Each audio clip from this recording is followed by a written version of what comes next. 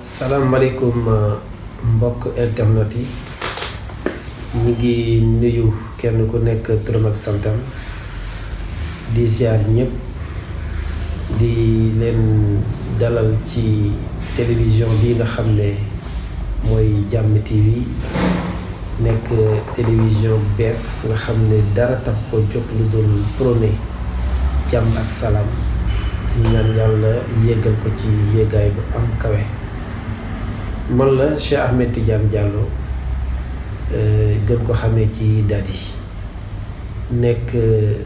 opérateur économique acteur de développement nekk aussi un chef d'entreprise waaye itam nekk responsable politique dans la commune de Jaxaay Parcelles Assainies.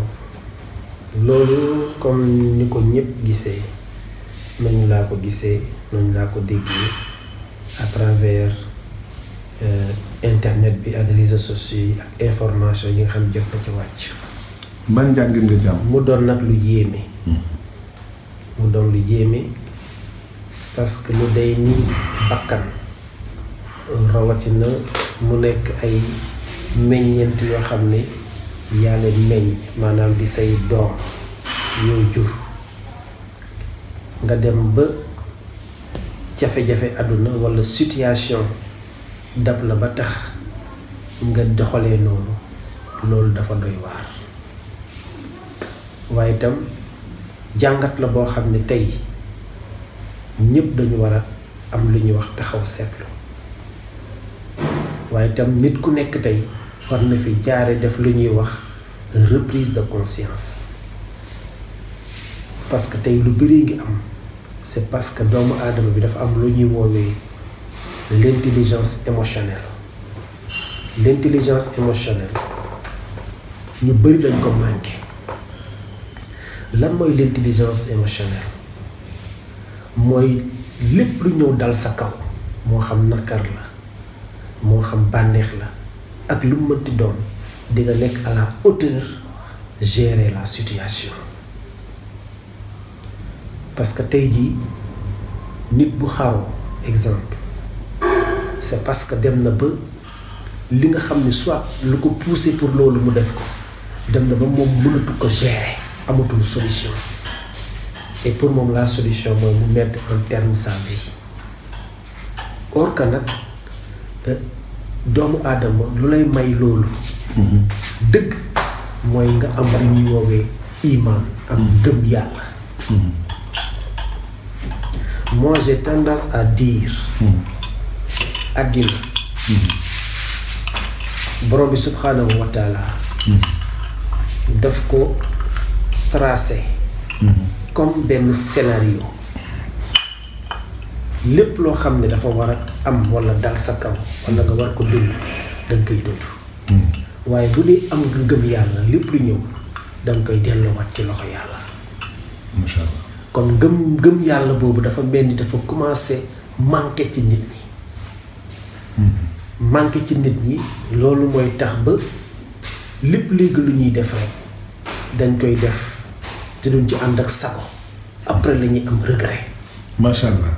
léegi nag en tant que responsable xam nga yaa ngi dégg tey depuis hier Barthélémy Dias nga xam ne dañ ko woo ci justice ñu ne woon nañ ko ay yoon demul ba tey bi ñu ko woowee mu waroon a wuy ji mais nga gis tendance bi am ci yooyu ci damay dem dañ may baare affaire yooyu en tant que responsable te nekkul mouvance présidentielle ñii di wax naan affaire politique la parce que li mu war a poser candidature li mu war a bokk ci affaire maire de Dakar yooyu nan nga gisee Barthélémy ak justice su Sénégal ak li nga xam ne daal xew na te yéen ñi responsable politique kenn ku ci nekk am ci wàll. bon li ma ci jot a for comme information dafa wane ni convocation bi ñu convoqué monsieur Barthélémy Dias jiitu na fuuf investir bi ñu ko investir mu nekk candidat à la mairie de Dakar maanaam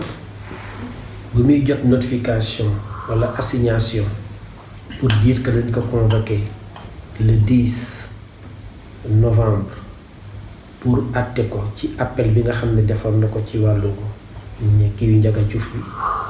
loolu def nañ ko lu jiitu ñu koy investir léegi nag ci politique lañ nekk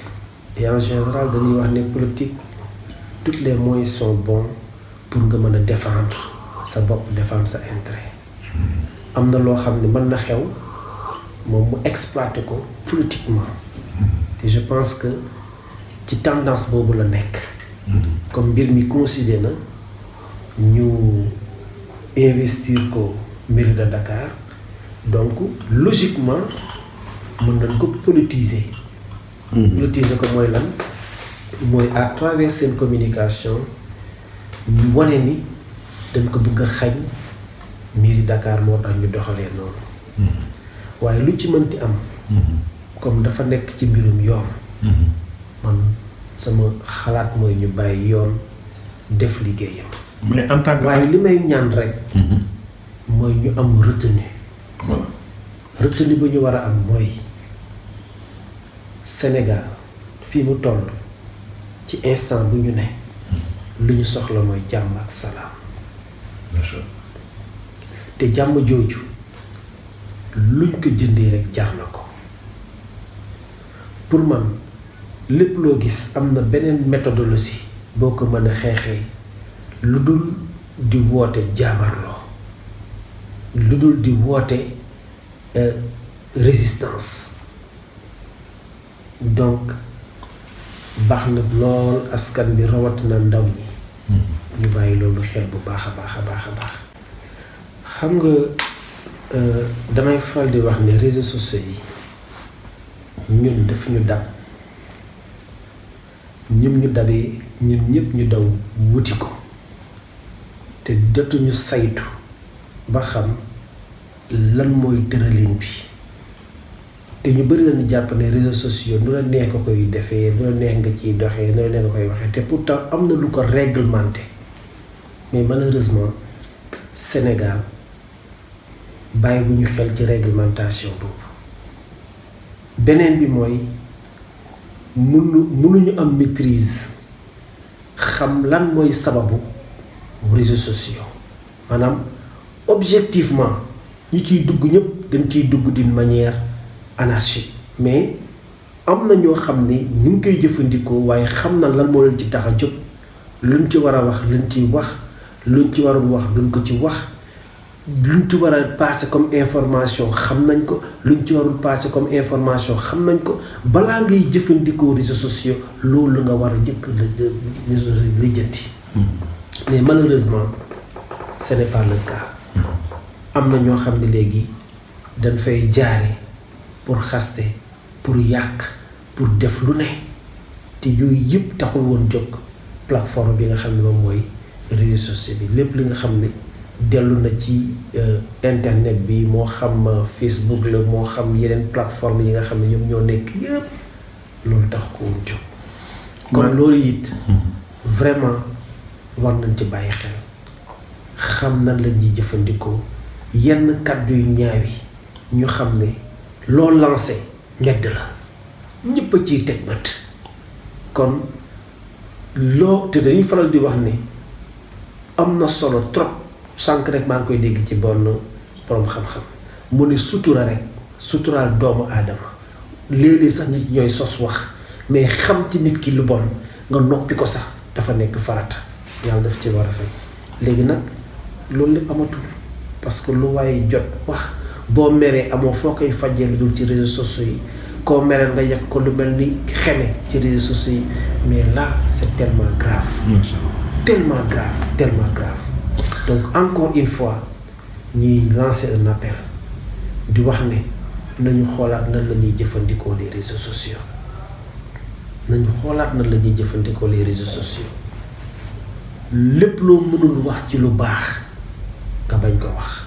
lépp loo mën a wax ci lu baax nga wax ko ndax mu créer ndax mu am jàmm jooju war a mën a dox pour jëm ci kanam. di amaat mbégte rek